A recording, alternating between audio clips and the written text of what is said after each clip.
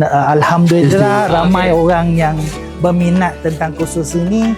Kalau kita nak ajar lagi sekali lagi, tak ada masalah.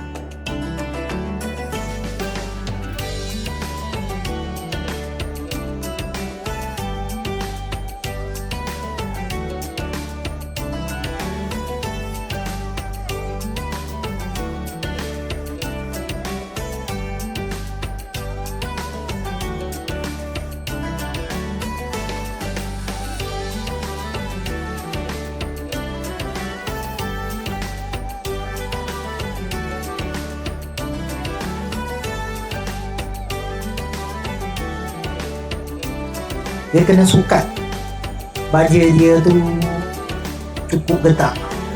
Dia kena test dia punya air ada pusing tu. Lepas tu kena maintain. Tapi you punya aquaponic size tu kena besar, dia punya tangki, dia punya end content dia.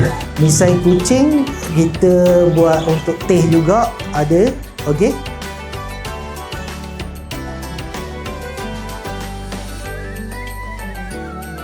Berbunga dah. Kalau dia punya bunga mahal sebenarnya. Betul. Manpower kena ada. Orang yang jaga sentiasa ada lah. Panas lain. Kalau dia punya kerinting dia asap lain.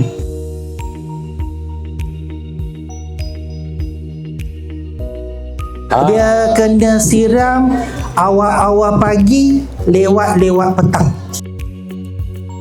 20 lebih tahun dulu. Ramai orang beli. Pasaran dia bagus.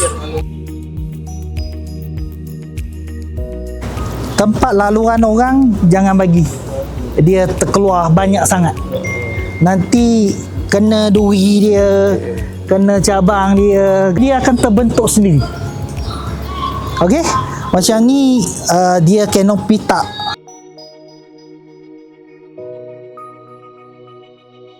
Benda ni jadi dia kering macam tu, tak cukup air. Sebab dia punya warna abnormal. Betul, memang kurang baja. Dia tak kurang, dia kurang baja. You letak baja organik je cukup. Dia ada koya, ada yang aphid.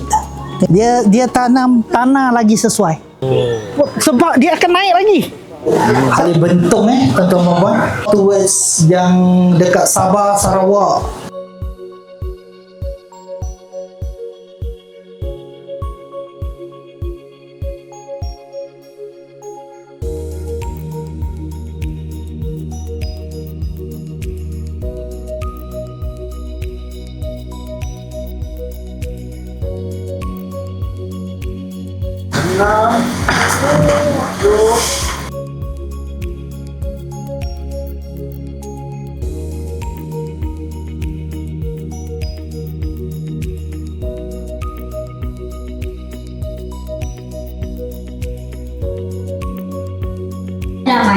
Hadirin sekalian, dengan sempurnanya dan saya hadiahkan buku ni daripada unit Herbal.